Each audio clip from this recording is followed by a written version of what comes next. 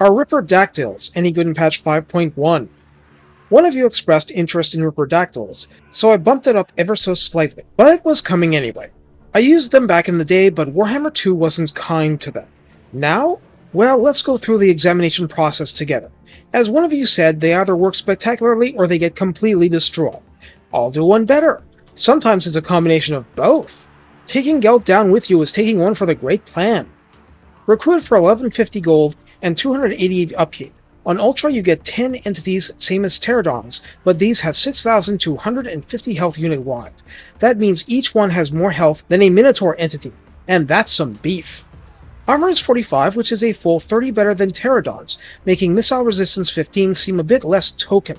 Leadership is 65, starting to sound reasonable. Speed is 90, charge speed 75, so there's still a mild slowdown while swooping. Melee attack starts at 44, which is good because there's no range to be had. Attack interval is the standard 4, splash target size is medium, so normal cavalry on down, and max targets damaged by splash attacks is 4, which is a ton better than Pterodons. Oh, per entity it's actually better than basically every ogre unit in that roster, and equal to the regular Kroq-Gars. Melee defense is 25 to start, which is a lot better than it could be. But hey, that's almost 20 more points tilted toward attack. Now we come to the very important weapon strength, which is given as 126, split between 32 base and 94 armor piercing per entity. For a multi-entity unit, that's a shockingly high amount of armor piercing, and while that's going to be diluted by splash damage more often than not, there's also a bonus versus infantry of 15, which means weapon strength 141 versus infantry per entity, and melee attack 59 without any further buffs against infantry. This is highly unusual not just for the roster, but for the game itself. Charge bonus is 52, which is quite generous, and mass is 1000 per Ripper, which means we should not overestimate their ability to get out of group combat. Now, besides the obvious ability of flight, the unit causes fear, has Vanguard deployment, and comes with Frenzy. As in, all the numbers I said earlier need to have plus 10 melee attacks slapped on, plus 10% to weapon strength, plus 10% to charge bonus, which adds to weapon strength during precious charges, and immunity to terror, or at least while the unit's own morale remains sufficiently high. I say all this because this is also all the unit can do. It flies, it hits in melee, and it gets smacked back by lots of foes. But oh boy can it bring the pain. In the Redline skills, this is the final class of unit using Swift Rider, at 3 pips providing plus 10% speed, plus 8% weapon strength for them, and for them, that's it. Soulbound gives rank 7 Rippers plus 5 melee attack, plus 5 melee defense, and 15% missile resistance. Thus, rank 7 Rippers, with a buffing Lord, can be a real menace. Tablet of Beasts is the only boost that isn't recruit rank and upkeep reduction, not as if those things are unimportant, mind you, and that provides a separate plus 10% speed boost. And that should affect charge speed, but I haven't raced them to test.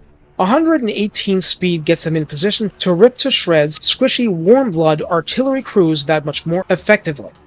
So how do we use the Ripperdactyls?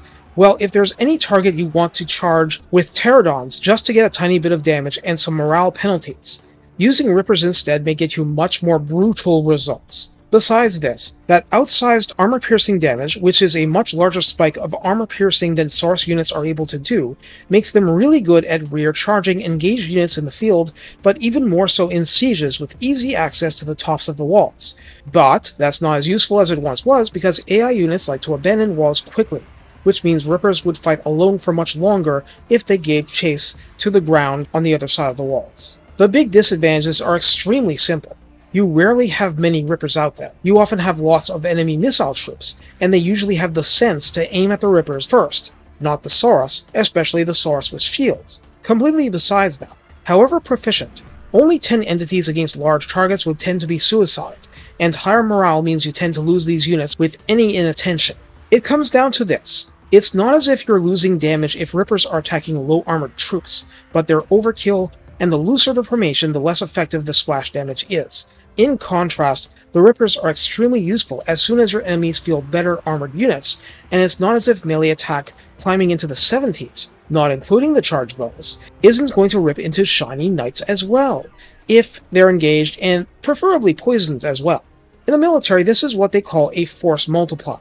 It's nowhere near as effective on its own, but combined with other units playing their roles, an airborne shock unit, swooping in to do horrific damage from the flanks, breaking a unit completely and moving on to the next. That means making sure a unit can't just turn around and go, "Hey, it's the Rippers, smash them!" when the reaction you want is, "Ah, it's the Rippers, run for your lives!" and they break up screaming. That means managing your engagements. So yes, sometimes it goes horribly wrong, sometimes it works spectacularly, but with Ripperdactyls, it can work spectacularly against hardcore, very high armored units. How about single entities? That gets interesting. I mean, I wouldn't want to send them in alone, but if I really have to send them against a steam tank, if it survives, it's coming out really clawed up. If half the Rippers survive by the time my Carnosaur-mounted hero gets there, it's a job well done. So it's not just about the Rippers, it's about what you do with them, but they give you an option you're probably going to need at some point. Even though dwarfs bring the range to shoot a lot of them down, well, notwithstanding that, I wouldn't want to be the gyrocopter pilot having these hot on his tail. Take care, and have fun ripping the enemy apart. Hey, it's literally in the name, you can't knock me for that one.